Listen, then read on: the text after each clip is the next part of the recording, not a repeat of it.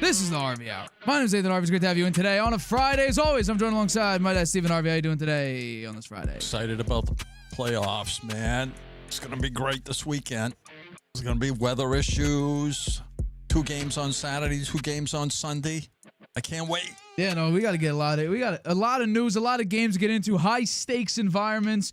Josh Allen did his job. He was Superman. He was not Clark Kent for the wildcard game against the Jaguars. Now it's time to see if he can do it against one of the best defenses in the NFL in the Denver Broncos.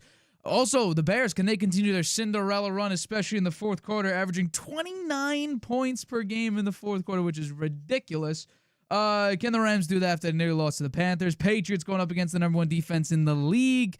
And who am I missing? The 49ers. Can they redeem themselves after that pitiful performance in Week 18 that cost them the 1 seed against the Seahawks? A lot to talk about, a lot to get into. But let's start with news that technically broke, but still isn't official, which is making a lot of people wonder. Now, it should happen, but just when at this point? Because as of last night, it seems like now that John Harbaugh is now going to be the next head coach of the New York Giants. This was planned probably weeks ago, 8 days ago when he got fired. It seemed like the Giants, and there was reports saying the Giants are going to go all in on John Harbaugh. And now, supposedly, according to the reports, it's going to be a 5-year contract worth upwards of close to $100 million, making him one of the highest paid coaches in the NFL once he puts pen to paper and officially becomes the head coach.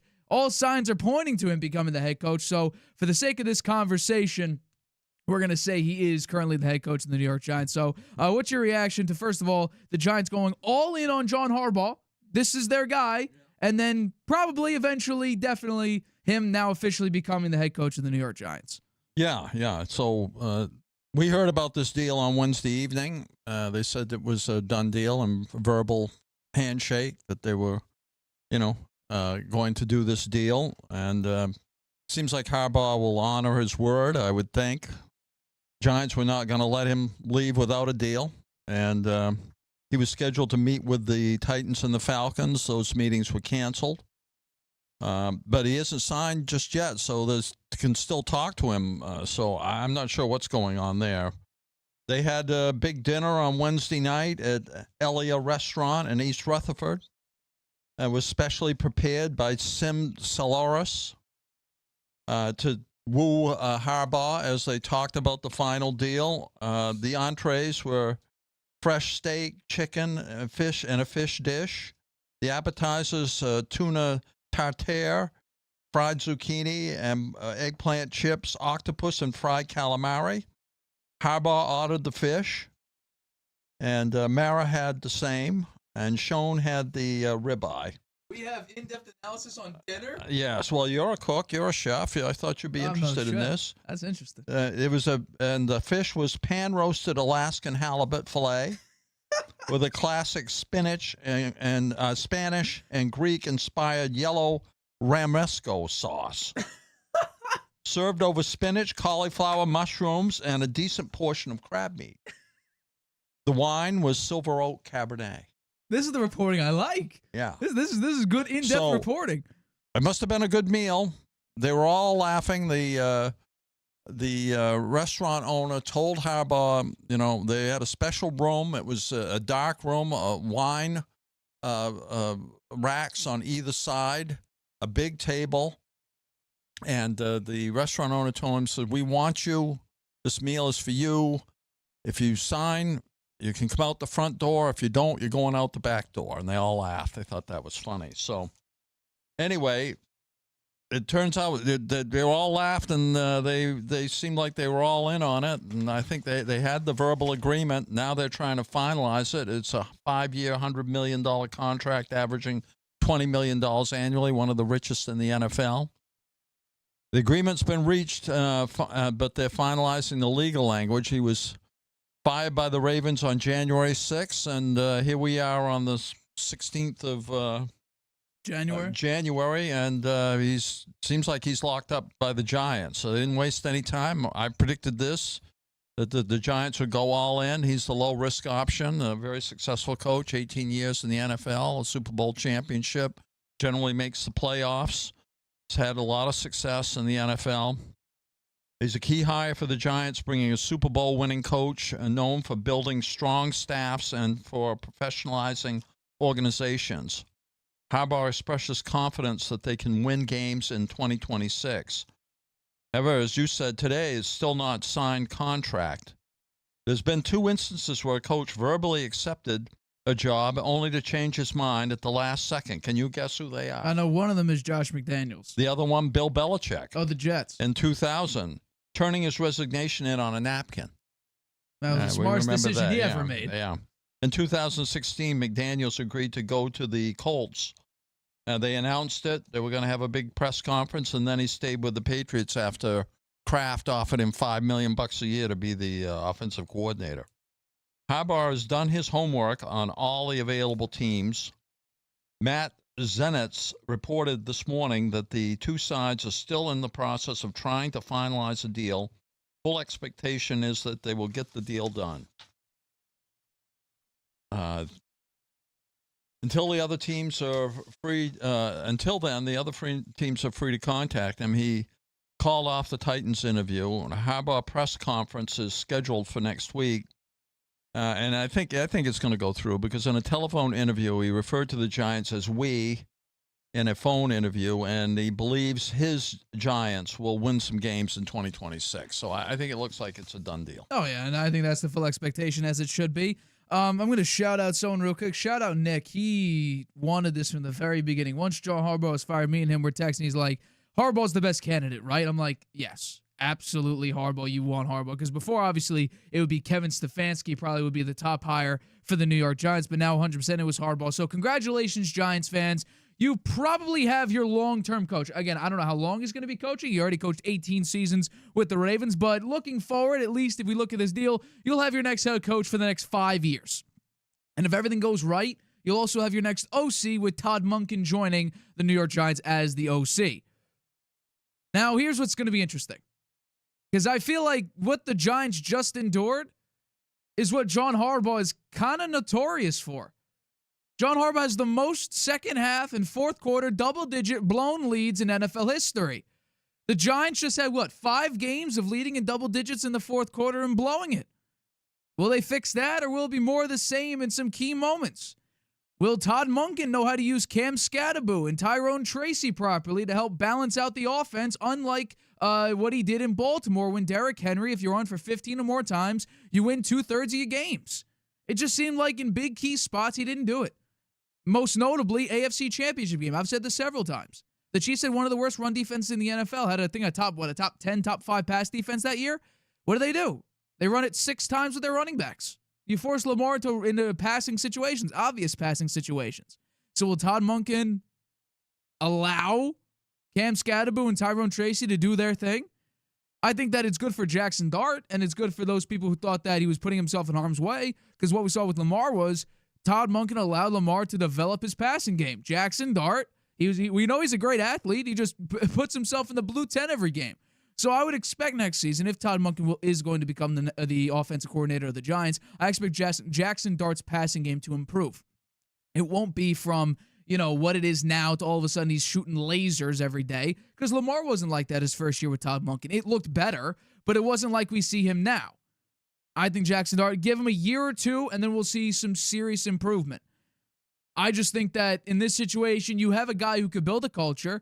You have a coach who's had experience with several pass rushers and using them effectively. Just look at the 2000 Ravens team with Ray Lewis and Terrell Suggs and all of them. He was able to utilize them at a high level. Now you have Kayvon Thibodeau, Abdul Carter, and Brian Burns. I think they're going to be significantly improved because Brian Burns was the only guy who had consistently high performance games throughout the entire season. Abdul Carter late in the season did a little bit better, but he had like half a sack through 10, 11 weeks.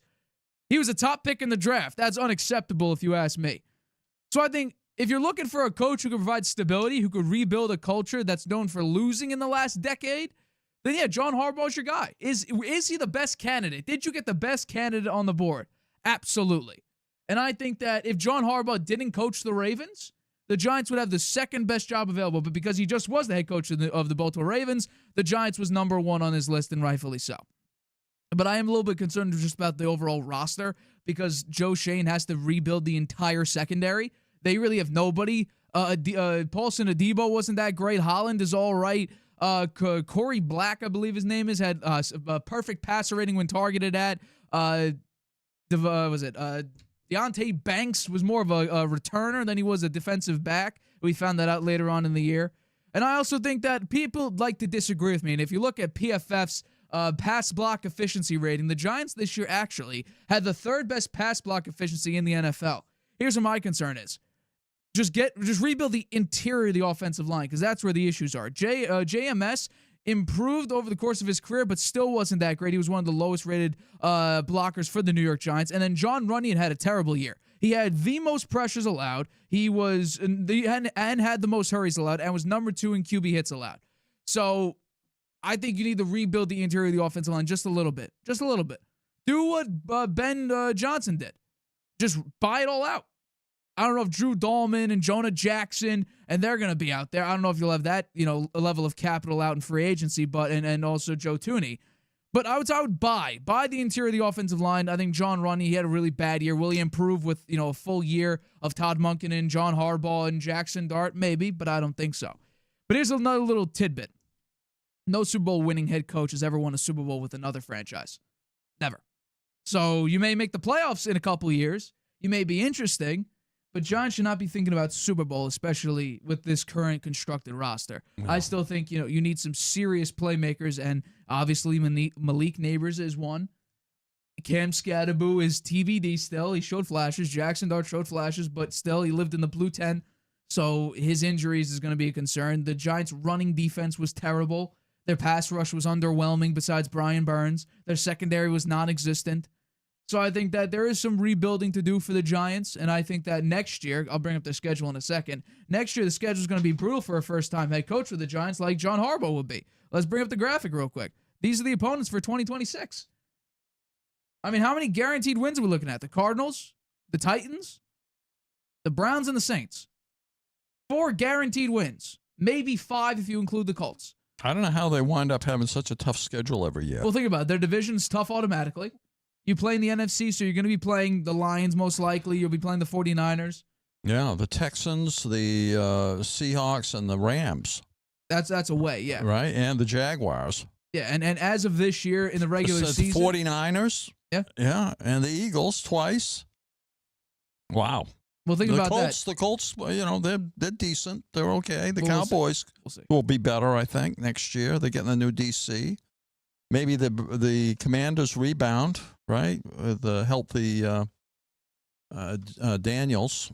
And the Saints, they look pretty good at the end of the year. So that's a tough schedule. It is a tough schedule. And home records for all those opponents that the Giants play on the road, so in their stadium, they won 70% of their home games in 2025. My feeling is, maybe Harbaugh won't get him a Super Bowl win, but he's going to make him relevant. I think. Well, They haven't Giants. been They're already- relevant. They haven't been relevant for. They're a New York team. They're always relevant. No, but I mean relevant in terms of win-loss. By halfway through the season, they're out of it every year. Right. And just it was only Daboll's first year as coach that they were relevant in terms of competitiveness. Correct. Right. So it's been a pretty long stretch. And before Daboll, they weren't relevant. Well, because for he had many like years. 5 coaches. Yeah, they're going back to Tom Coughlin. They've been terrible. Yeah. Well, that was what, 2017. Yeah. And then you had Ben McAdoo. You had Joe Judge. That's a beauty right there. We had then the Schumer. What was this? Pat Schumer. Pat Schumer. Yep. Yeah. So they haven't had luck at head coaches. They made some pretty bad decisions. The Joe Judge. You also had Jason Garrett as your OC, then transitioned into Freddie Kitchens. I thought that was a weird thing. Mike Kafka, I don't think he's going to return in any sort of form for the Giants. No. I don't think he's going to come back as OC. So I think, you know what, if you're looking for a culture builder, if you're looking to change the narrative around your team saying, you know, do we have a shot? Do we trust the win-loss record of our head coach? Like people complain about Brian Daboll. Sure, yeah, John Harbaugh brings an upgrade. Absolutely. But again, let's temper expectations just a little bit. You could be excited, and I'm excited for Giants fans. You have a stable head coach. Just the thing that Giants fans were really upset about this year is what your new head coach is notorious for. Second half and fourth quarter chokes. Most in the league since 2000, since he became the head coach. So what was that 2007, 2008? Yeah. So again, just realize that's a who your weird head thing. coach is. That's a weird thing. I think it's more to do with the players than the. He had Lamar Jackson. I know. Yeah. And Derrick Henry. But his defense is Harbaugh considered a defensive coach? No, he was a special teams coordinator for a lot of his coaching tenure when he wasn't a head coach. Special teams and also defensive back. So he has experience. Did he ever play football? Good. I know Jim did. Yeah. He played for the Chargers. Right. Jim played for many teams. He played for the Bears. Played for the Chargers. He played for the Colts. He played for a number of teams. No, just a coach in the NFL.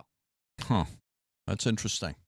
He was, over the course of his entire coaching tenure, he's been a running back / outside linebackers coach back in college, a special teams coordinator and a secondary coach, a tight end coach, a special teams and defensive back coach. He was a special teams coordinator from 1998 to 2006 for the Eagles, and then transitioned to be a defensive backs coach for the Eagles in 2007. And then since 2008, he's been the head coach of the Ravens up until probably 2026, where he becomes the head coach of the New York Giants.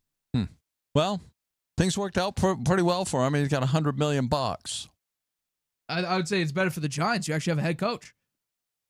No, I think it worked out for both parties pretty well then. Yeah, big time.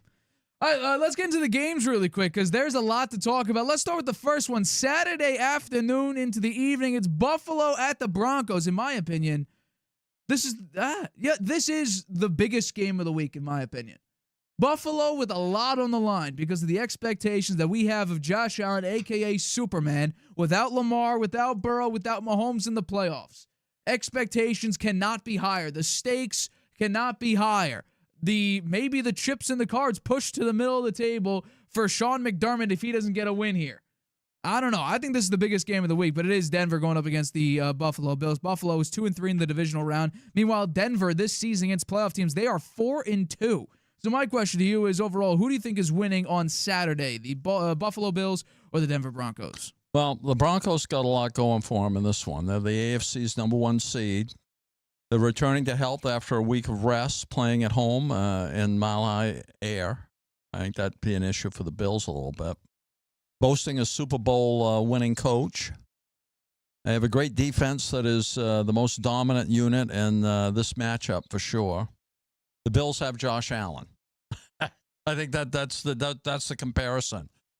Do you take the better team or the best player? I think that Allen's proved the forecasters wrong last week by beating the Jags. They were underdogs in that game.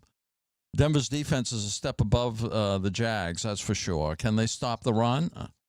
I think they can. I think they can stop the run, but can also put lots of pressure on the quarterback. 68 sacks, 285 pressures, 164 quarterback hits during the regular season.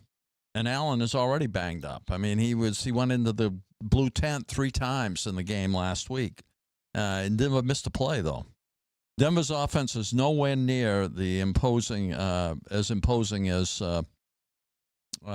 as the Bills, I don't think. And Bo Nix remains, to me, a wild card on a quarter-by-quarter basis. He's all over the place. One quarter he's great, next quarter he's a bum. I don't think Peyton will rely exclusively on Nix by any means, and the Bills' run defense is weak, so I think they'll try to run it. The Jags averaged 6.7 yards per attempt against the Bills last week, and interestingly, Nix attempted the most passes of any quarterback during the regular season. I didn't know that stat. That's pretty interesting.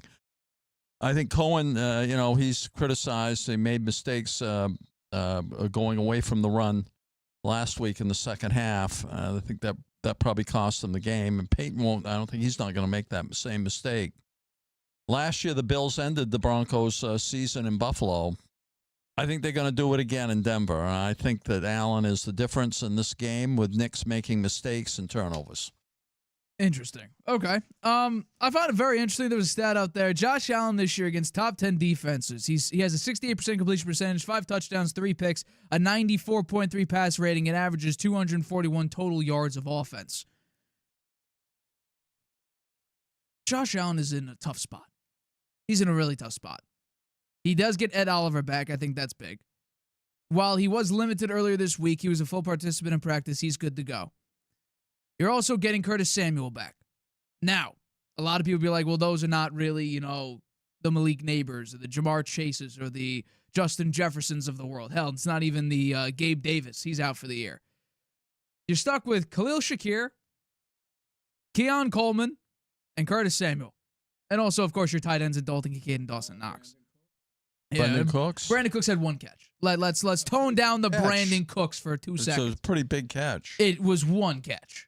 He's not going out here and dropping 50 yards again. Let's tone that down. Maybe on 1 catch, but again, it's not going to be all of a sudden Brandon Cooks is going to have this monster game like Coker from the Panthers against the Rams. I do not expect that game from Brandon Cooks whatsoever. It took him all the way to the wild card to have this big impact, in a singular game. What I find very interesting is that the Broncos have one threshold that they have to reach. Otherwise, things go really badly. And it's actually a threshold that is kind of in the favor of the Buffalo Bills. And that's scoring 17 or more points. Now, if you think of a team that averages 17 or more points, you're like, oh, they're a bottom 10 to 5 scoring team in the NFL. So it's a pretty difficult margin for the Broncos to get to. Bo Nix in his career versus playoff teams when opponents score 17 or more points, he's 1-6 with a 62% completion percentage, 267.4 yards per game, 7.1 yards per pass, 11 touchdowns, 4 turnovers, and 93.5 passer rating. That's not terrible. The record sucks. The completion percentage isn't great, but overall the rest of the stats are fine. Here's where it gets more concerning for me. Sean Payton. A lot of people respect him, including myself. A lot of people think he's a great coach, including myself. He's won a Super Bowl. Sean Payton, under that same criteria, against playoff teams, against teams who made the playoffs, when they score 17 or more points, he wins 27.2% of the games. He's 36-96. That's abysmal. For a coach that well respected, for a threshold that if you think of a team averaging 17 points a game, they're a bottom 10 to 5 scoring team in the National Football League. Sean Payton wins 27% of those games. And he had Drew Brees, who is, a top 5 quarterback all time? Definitely top 10 quarterback all time. He's had some really good running games. Reggie Bush was one of his running backs. He had Jimmy Graham, a tight end. Michael Thomas, most catches ever in a singular season. And he's had Bo Nix. So I'm a little bit concerned. The point spread started Bills favored by -1.5. And somehow this swung. I don't know. Maybe it's because Josh Allen was banged up, but now he's a full participant in practice. That record scares me a lot. However, you know what scares me? Sean McDermott's decision-making in the biggest moments in the fourth quarter. That terrifies me just a little bit more. I'm picking the Broncos in this game. Give me the Broncos to win here. I just think that this is going to be a relatively low-scoring game. I think that Sean Payton will move to 37-96 because I do think the Buffalo Bills will score 17 or more points. I think that in the third and fourth quarter, that's where we'll see Bo Nix do a little bit better, and especially in the third quarter, that's where he's done a tremendous job so far. He has the highest completion percentage. He has the second most yards in the third quarter. So I think that we'll see a Bo Nix that's not bad. I do think they're going to focus a lot on the passing game, which means it's going to look really rough to start. But I do think that this defense, all Vance Joseph has to do is not blitz. Just let your natural pass rush get to Josh Allen and disrupt him. Because if Josh Allen does not get blitzed, the pressure rate for just the Denver Broncos defense goes up. The quarterback sacks go up. They just do significantly better when they don't blitz.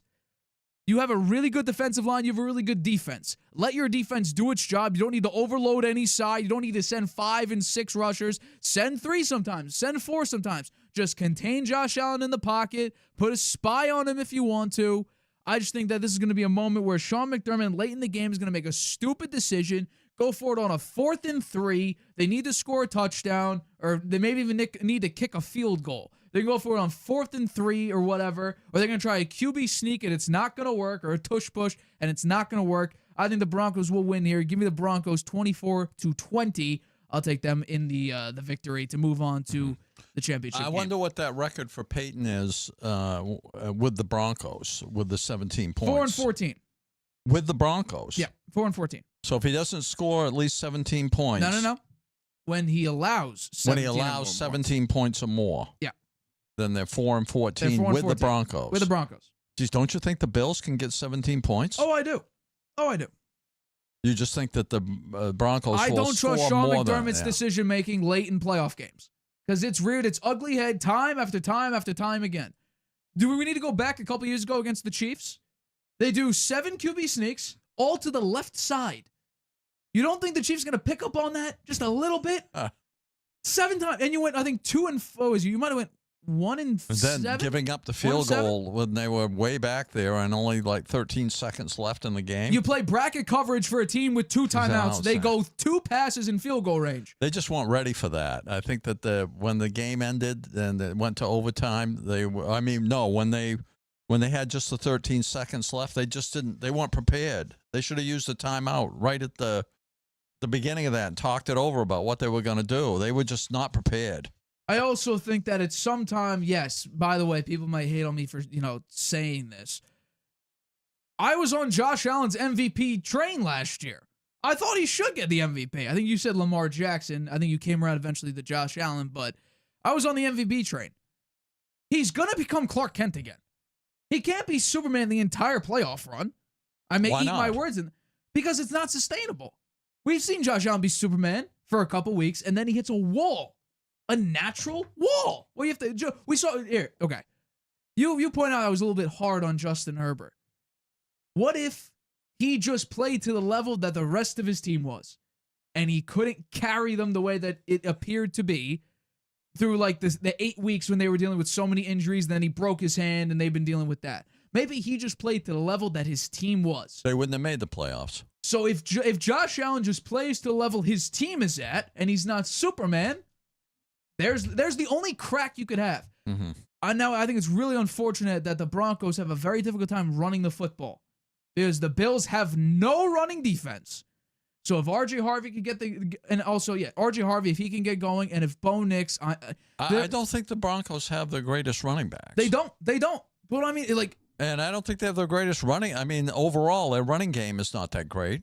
Right? I mean, the Jaguars had the 20th ranked rushing attack. And they still ran at a very effective level. The Bills won the game. Right, but they should have used it more. The Broncos have a slightly better rushing attack, and they have the number 2 run defense. We just saw James Cook do next to nothing against the number 1 running defense. I think that, I think that the Bills will try to stack the line of scrimmage to stop the run and make Bo Nix beat him through the air, and I don't think Bo Nix can do that. I think that in order for Bo Nix just to settle into himself, play with a little bit of confidence, not just sling the ball around, or on like a 3rd and 4, take a 50-yard bomb shot, which I don't understand how that's ever, even in the playbook. I want him to run 6-7 times in this game. I want him to get near like 50 rushing yards. Because there are lanes where he rolls out and he's looking downfield where you can gain 5-6 yards or maybe get a first down. Instead, he's looking for the big-time shot. And that's where you put the ball in harm's way or it's technically a net negative play because it's another down, or maybe it's on a third down, so you have to punt. You're not losing yardage, but if you're talking about just what you're adding to the team, it's a negative. I think that I need him to be kind of the Josh Allen thing where he's running the football. Trevor Lawrence did a little bit of that. I wish he ran it more. He should have ran it a little bit more. He only had, 31 yards. I think that if he just ran the ball a little bit more, they would be able to generate a little bit more offense. I think Bo Nix needs to do that. Obviously, the Broncos are going to try to run the ball. And I'm not sure what the weather conditions are predicted for in Denver. It's going to be cold for sure, right? I mean, in Chicago, it's going to be Arctic weather. So I would guess it's going to be pretty cold in Denver as well. Maybe you can get us a weather report there. You have a dinner report on. I gave the dinner report. On How about the weather report? John Harbaugh. We're looking at for the above 34 and clear. Yeah, that's not too bad. 7 mile an hour winds. Okay, so that's not going to be too bad. According to NFLweather.com. Got it. So maybe that'll change. Who knows? The Bills are gonna the Broncos are gonna try to run it for sure. Okay. And the Bills are gonna know that that's coming, and they're gonna stack the line, and they're gonna make Bo Nix beat him through the air, and I don't think that's gonna happen. What's your score prediction if you had to give one? I think it's gonna be similar score that you have, but opposite. So you think 24 Buffalo, 20 Broncos? Yeah. Okay. Something like that. Well, there you go. All right, let's get into the other Saturday game, which is the 49ers at the Seattle Seahawks. It's another rematch against these two teams. Brock Purdy was able to beat them in week 1 on a late game touchdown to, I think, Jake Tonjes, which is pretty crazy. And then week 18 when they played, well, it wasn't that pretty. They put up 3 points. They could do nothing offensively, and the Seahawks just ran the ball a bunch in order to drain the clock and end the game effectively. So my question to you is overall, who's winning in this one? Do you think the 49ers will be able to move on to the championship, or will Sam Darnold finally get his playoff victory? Mm-hmm. Well, in Week 18, the game, San Francisco and the Seahawks, the Seahawks controlled the game from the start to finish by stopping the 49ers offense, holding them to only 173 total yards. That was horrible. Can the 49ers improve this time around? They look good against the Eagles, except for Purdy's 2 interceptions, and he redeemed himself in that by leading a game-winning drive. McCaffrey, he's playing well. Look at the catch he had of Jennings' pass over the shoulder. Beautiful catch. And he, as always, he led the team in scrimmage yards, catching the ball and running the ball. He looks good. The defense stepped up against the Eagles' passing game and stopped it, basically, although A.J. Brown, I don't know, he had butterfingers. He couldn't catch a cold. They lost George Kittle, and that's big. He's a Pro Bowl tight end, and they won't have him for this game. Since 1984, teams with 8+ days of rest advantage are 7-0 in the playoffs. I don't know if you knew that one. The teams with the shorter rest were held to 10 or fewer points in 6 of 7 of those games. So that's a definite disadvantage for the 49ers. The 49ers are 7-0 in wild card and divisional round under Shanahan. Darnold has shown he will give the opposition opportunities, and he's listed as questionable with an oblique injury that he suffered this week in practice. The 49ers defense has issues getting to the quarterback. They have the second lowest QB pressure rate at only 26.7% during the regular season. And they had the lowest pressure rate in the wild card round at only 16.2%. So they don't get to the quarterback. Based on Darnold's recent performance against the Rams, and assuming he doesn't implode, which can't be ruled out, I don't think. I think the Seahawks will win also because they are playing at home, and with that 12th man, their fans in that stadium, which keeps the sound in. They make it so loud nobody can hear anything. So I got the Seahawks. Yeah, the Seahawks, and I agree with that. I think the Seahawks are actually going to do pretty. And I think they'll cover. But what is it? You're taking the -7? Yeah, that's what the spread is, right? Okay, you have them covered as well. For me, I'm taking the Seattle Seahawks 100%. I think the Seattle Seahawks have Brock Purdy's number at least this year, and the way the roster is. I understand Robert Saleh deserves another head coaching job. I was, shocked that he got fired with the Jets, but again, it's the Jets. When's the last time they made a correct decision? Can't think of one. But I just think ultimately, no, this is a team that just has their number this year. Brock Purdy, passing versus the blitz. The Seahawks are the number one team when blitzing against, teams that are passing. The 49ers offense is ranked 24th. They do not do well against the blitz. The Seattle Seahawks will absolutely capitalize that. And like you mentioned, the 49ers have no pass rush. What was the one reason, or one of the main reasons why Sam Darnold failed in his playoff game with the Minnesota Vikings? He got sacked 9 times. He had no time in the pocket. He was getting killed in the backfield. I just think that this is an opportunity for Sam Darnold to be comfortable in the pocket. Let JSN do his job. I do think, though, the Seahawks are going to try to run at a very effective level. The 49ers offense, running the football, they have CMC, and you're right. He is a really good job at getting all-time scrimmage yards. That's because he's just a tremendous pass-catching running back. If we're looking at just overall the 49ers running game, they're 24th in the league.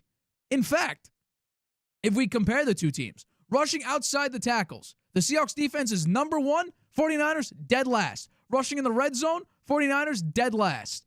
Rushing versus a light box, I think it's 5 and under defenders, 30th in the league. 25th rushing out of shotgun. 26th in QB scramble. So Brock Purdy's not having those back-breaking runs whatsoever. If you look at this, Seahawks defense, number 1 in rushing outside the tackles, number 2 in rushing in the red zone, number 1 in rushing under center, number 1 in overall rushing efficiency, number 1 in design runs, number 1 in rushing versus stack box. That's where their defense is. They shut down anything you try to do. So I think this is going to be an interesting game to see exactly what will happen. I do think that some of the big injuries like George Kittle, that will affect him in this game where you need another big-time playmaker. Williams on the defensive end for the 49ers, that'll help out the Seahawks in rushing outside. I do think that's going to be a big one in this game. I just think that this is a game, like I said, this is a situation where the Seahawks just have the 49ers number this year. Yeah, they won in week 1. You know who else won in week 1? The Las Vegas Raiders over the New England Patriots. That's who won in week 1. So again, we could, take a look at that and be like, oh, yeah, they beat him already. Let's calm down. What's the last? We saw him 2-3 weeks ago? What happened in that game? The offense did nothing. Absolutely nothing. So I'm taking the Seahawks in this one. I'll also take the points here. I'll go 24-14 in this one. I just think, we're going to see an ugly, ugly game just from the entire 49ers offense and even their defense, because I do think putting up 24 points, JSN will have another bomb sent his way. I do think this is going to be a pretty good game for the Seahawks in this one. And finally, Sam Darnold gets his first win. Yeah, I think it will be more like 24-17. Okay, yeah. So around what I'm doing. Okay. Well, actually, then you would push. You wouldn't cover. Oh, well, and 24-16. Fair. All right, we're going to take a quick break, but coming up, we got Sunday's games to cover. Patriots, Texans, Rams, Bears. A lot to get into. Drake May.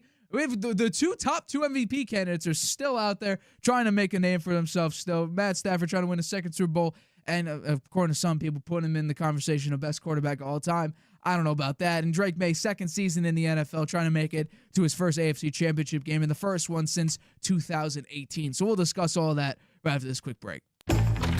Using Wi-Fi without NordVPN could mean sharing your private stuff with more people than you think. Stay safe on public Wi-Fi. Get NordVPN's special offer and encrypt your internet connection. NordVPN. Online security starts with a click.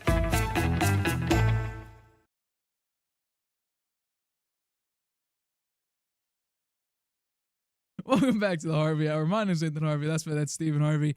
We are your hosts of the Harvey Hour. Let's jump into our next topic of today's show, which is the Patriots versus the Houston Texans. The Texans, since CJ Stroud has got there, they've never won a divisional game. They've won all the wild card games, never won a divisional game. Meanwhile, Drake May, he got his first playoff win and the first playoff win for the Patriots since the 2018 Super Bowl. And also, Houston Texans in the franchise's history, they're 0-3 against the Patriots in the playoffs. So a lot riding here. Number 1 defense going up against the number 6 defense of the New England Patriots. Drake May, MVP candidate. CJ Stroud started off slow, but now is doing all right. Did have 5 fumbles last week. And also Nico Collins is out for this game. So my question to you is, who's going to take the big-time W, the New England Patriots or the Houston Texans? You said Texans, the Patriots versus Texans. It's Patriots at home.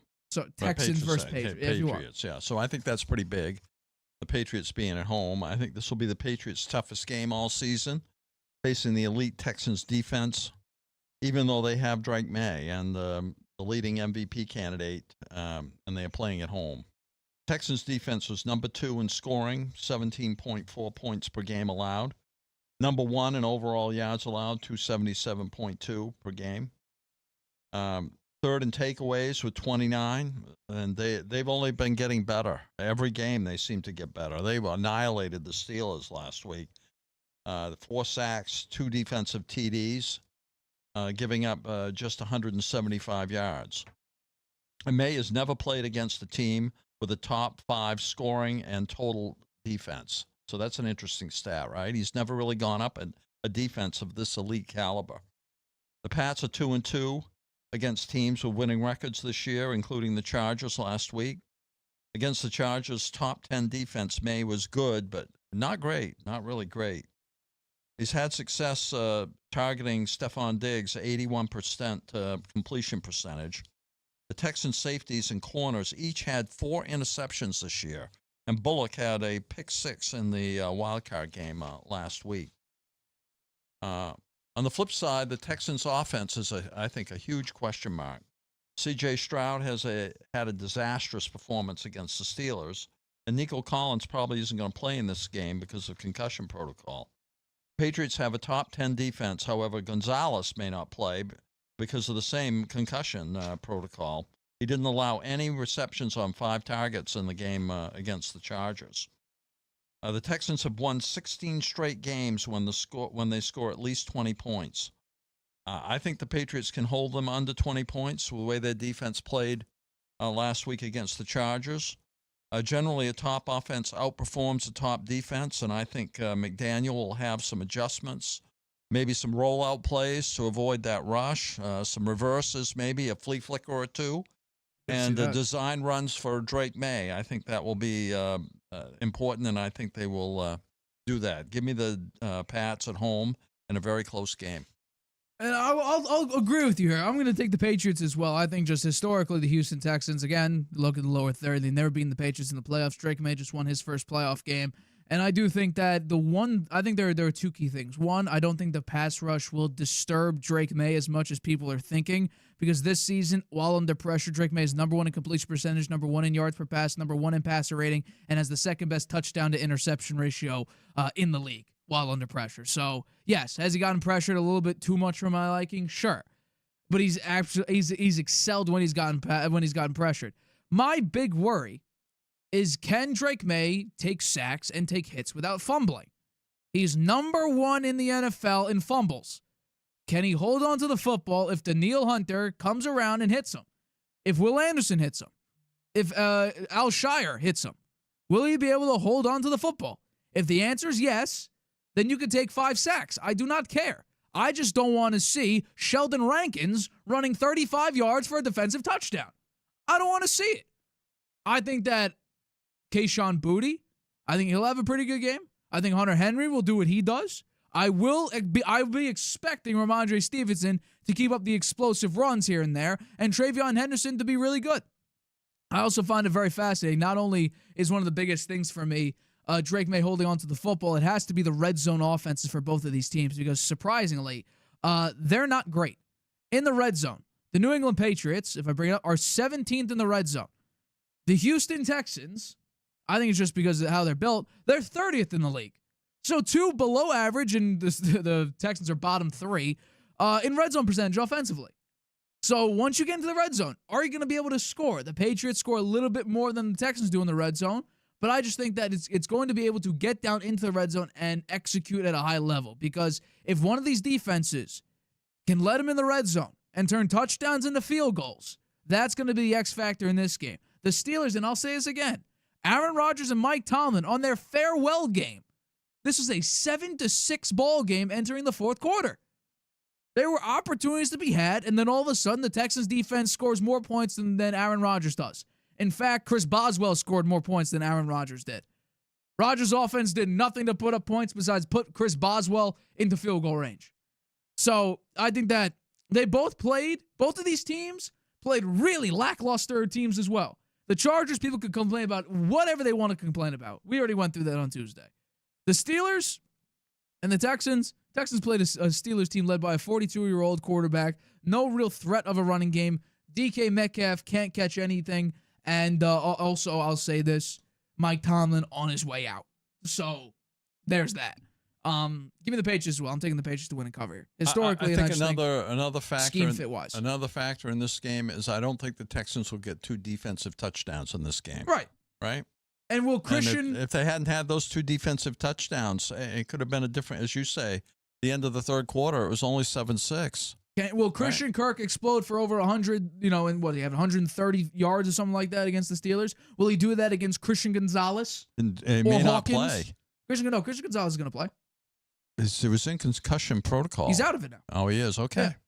So he'll be out there. That'd be great. He'll be out there. Will Marcus Jones have a punt return touchdown? Will he do well in special teams? Will he have an interception playing nickel? I don't know. Again, I do not think you should pair him up with a 6'4" wide receiver, which is what they've done in the past and what I've criticized the Patriots for doing. But I do think, though, this is going to be the number 6 overall defense going up against the number 1 overall defense. I think they'll cancel each other out. This is going to be a low-scoring game 100%, and depends on how you define low-scoring. I do think some points will be scored. Give me the Patriots to have a push here. Give me 23-20 Patriots over Texans. Is the point spread 3 or 3.5? It's 3. It's 3. 3. That's right. What's your score? I think the Patriots will get 24 points. 24 to what? 20. Okay, there you go. You're matching your Bills-Broncos score. All right, let's go to the final game here. Show's flying right by, and that's the Rams taking on the Chicago Bears. Rams, 4.5-point favorites on the road in Chicago. Potentially snowy weather here. Chicago, 7 fourth-quarter comebacks this year, while the Rams are 1-0 against the NFC North this season. So who takes the win here, the Rams or the Chicago Bears? No. Before Week 12, you could argue the Rams were the best position to finish on top this year. And I was saying it, the Rams were a Super Bowl team. They look great. Matthew Stafford's throwing 3-4 touchdowns every game, no turnovers. They looked awesome. They had the star quarterback in Stafford, who was the odds-on favorite to win the MVP at that point. They had superior talent on both offense and defense, which allowed them to dominate their opponents. They were doing that in every game. They're one of the best head coaches, and he excelled in game planning and scheme. And then they went 3-3 in their last 6 games. In the final 6 games of the season, 3-3, losing to the Panthers, Seahawks, and the Falcons, and barely beat the Panthers in the wild card game. The Bears got the 2 seed by winning games with gutsy rallies and narrow escapes. They've been lucky to leaving themselves very little margin for error and pulling out 8 games from coming from behind. And that luck, I'm afraid, may run out on them. The wins, including the thriller against the Packers in the wild card game, which was one of the best games I've watched in a long time. The weather's going to be a major factor in this game, with Arctic conditions predicted, 2 degrees and high winds. Stafford and Adams have experience playing in the cold, but not so much for the rest of the Rams team. The Bears and Caleb Williams are 2-1 when the temperature is under 20 degrees, so that I think they've got an advantage there weather-wise. The Rams defense slipped into the 17th EPA per play category in weeks 12 through 18, 1 behind the Bears. So, the Bears defense gives up a lot of points, but it gets a lot of turnovers. The Rams are kind of in a similar spot. You might say the defense is kind of ranked equally here, which is surprising to me because the Rams defense, to me, I thought they had the players and the mojo to really get it done. And they did through week 12, but then they lost it. They gave up 31 points to the Panthers last week.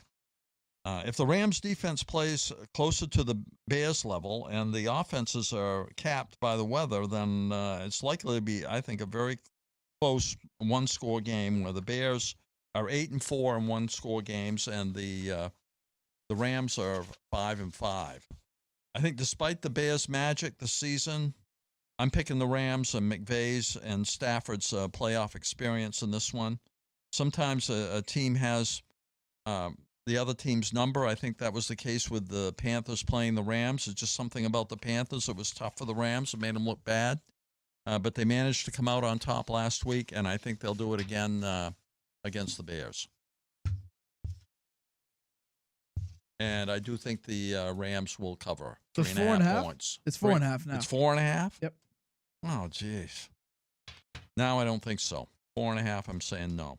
Okay. I think it's going to be very close. People like to talk about the injury to was it TJ Edwards on defense for the Chicago Bears. Newsflash, the defense was bad with him. The defense will be bad without him.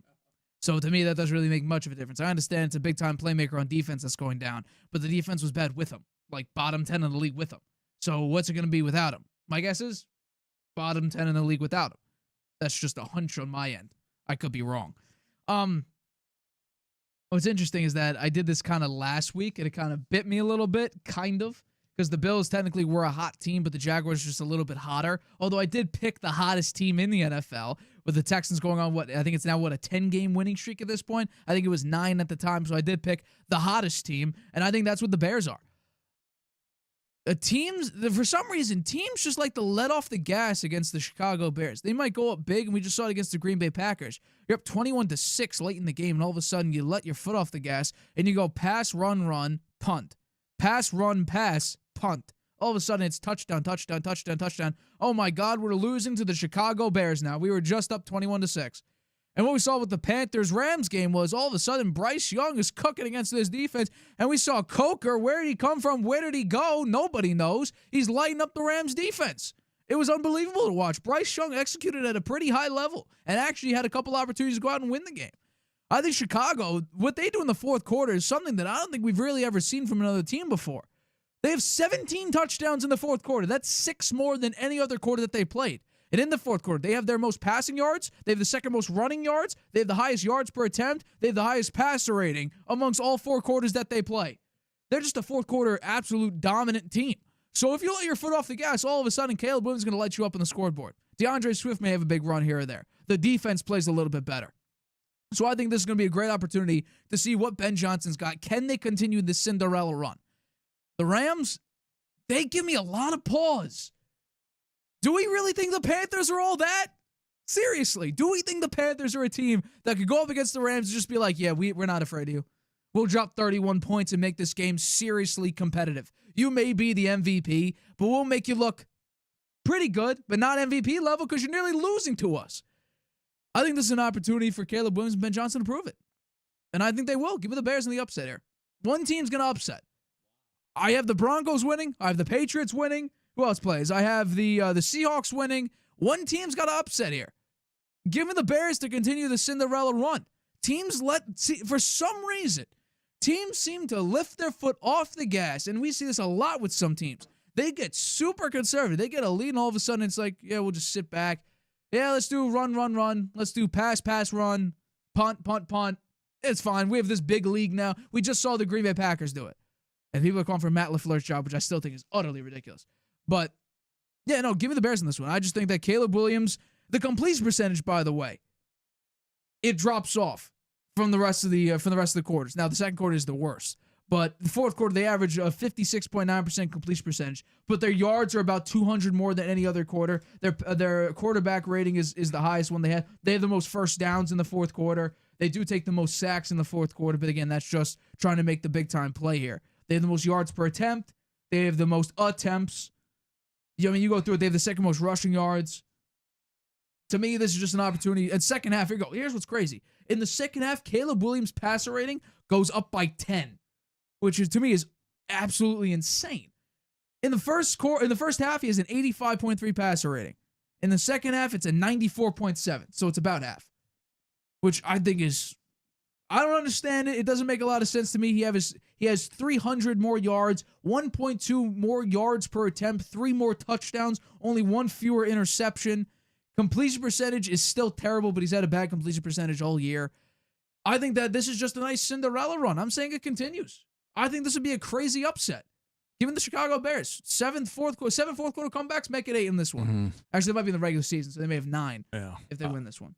I think that, as I mentioned, the Bears have been lucky that they, when they have to play mistake-free football at the end to come back and win, they've been able to do it. How is that lucky? How long can that go? I mean, how long could Josh Allen stay Superman? You have to play perfect. Yeah, they have. They've done it, but can they continue to do it? I mean, the law of averages says that somewhere along the line, Caleb Williams is going to throw an interception or there's going to be a fumble.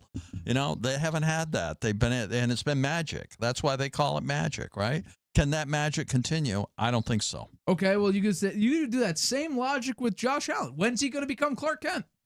Not this game. Well, I'm saying for this game, I think the Chicago Bears will continue this run.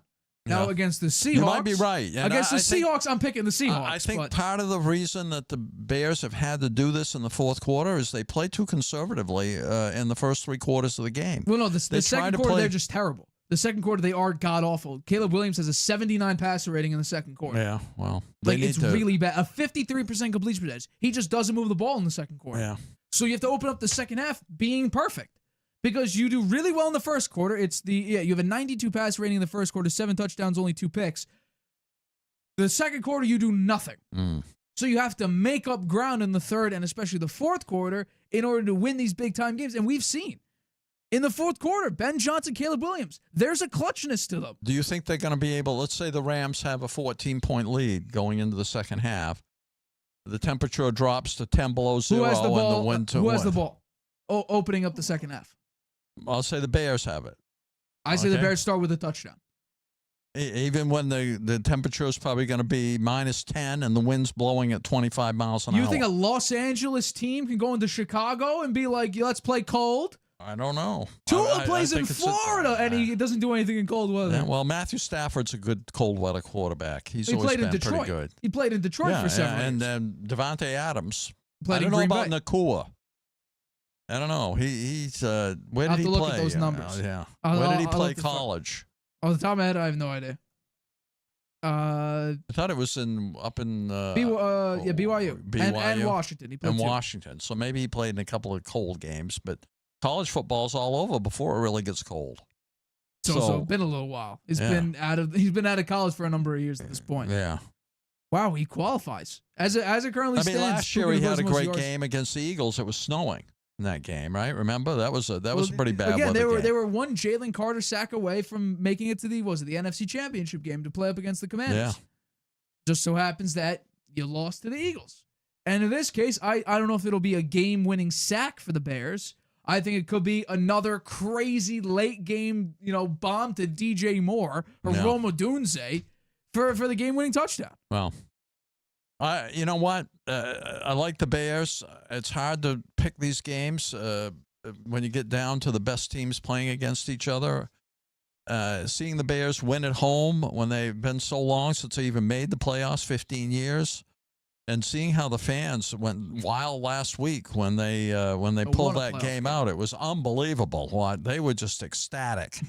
So would I cry if the Rams lost? No, but I'm not sure the Bears can get over the hump against the Rams. This is the third time the Rams and Bears will meet in the playoffs. It's the first time since the 1985 Chicago Bears. Yeah, that's a long time ago.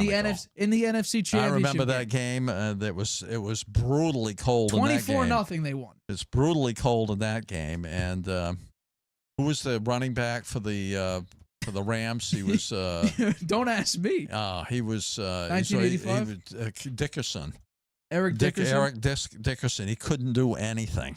He could not do. I think Dieter Brock was the quarterback for the Rams, and he couldn't do anything either. They couldn't. How do you like that, Dieter Brock? Huh? That's a name you don't hear often. Hold on. Let's see how much you remember. How many passing yards do you think he had? You said he did nothing. I think he had like 60 maybe. Wow, 66. 66 yards, see? He went 10 of 31 for 66 yards and an interception. Passer rating of 28. Yeah, and Dickerson, right. How many yards did he have? Take a wild guess. 60. You're a little off. He went 17 carries, 46 yards. 46 yards, so... they couldn't do anything in the cold. If you include total yards, you're close. He had 56 total yards. Yeah. He had 10 receiving yards. Okay, well...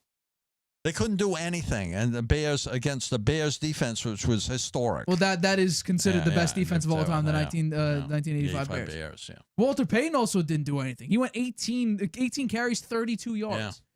So this was just a defensive, apparently light 24 points. Jim McMahon was the quarterback. Yep. For the Bears. He actually didn't do that badly. He had a touchdown. He went 16 to 25 for 164 and a touchdown. Yeah. Right. Yeah. Dieter, what a pull by you, Dieter Brock. 1985 Los Angeles Rams. Yeah. That's the last time they played in the playoffs. The Bears shut them out. Now, I don't think they will. I will take the Chicago Bears to win, though. I think this will be a close game. Mike Ditka was the coach of the Bears. Yeah. Give me Bears 31, Rams 28. Bears upset. It could be a game-winning field goal. I don't think it'll be a touchdown. I think Caleb Williams to do justice. Maybe we'll have another Colson Loveland 130-plus yard game again. I think it will be Rams 27, Bears 23. Okay. Yeah, no, that covers. Yeah, you're good. Okay. Well, there you go. Those are our picks for the divisional game. 4.5. Yeah, you have a 4-point game. You're right. Bears cover plus 4.5. Yeah, you're good. You're good. Don't worry. Okay. Thank you so much for watching. That wraps up today's show. We appreciate all the constant support. We got done on time today, which is good. So, I know you like to say, go. Yeah, well, it wasn't too late. We'll be back on Friday. A lot to talk about, or Tuesday, excuse me. We'll be back talking about all these games. More coaching news. We have to figure out, a nice coaching carousel, make our predictions. I thought we might make it to the Pro Bowl. John Harbaugh already signed. We have to move things up, 2-3 weeks. So Tuesday we may do a coaching carousel. Who do we predict? What coach is going to go where? You want to do OCs? Like for Mike McDaniel, Brian Daboll? Because they may get OC jobs, not head coaching jobs. We'll figure it out. Stay tuned for Tuesday. We'll sort that out. But for this episode of the Harvey Hour, my name is Nathan Harvey. That's been Stephen Harvey. We have been your co-hosts of the Harvey Hour. Catch us Tuesday, 6:30 p.m. Eastern, right here on YouTube. Night, Grandpa. Using Wi-Fi without NordVPN could mean sharing your private stuff with more people than you think. Stay safe on public Wi-Fi. Get NordVPN's special offer and encrypt your internet connection. NordVPN.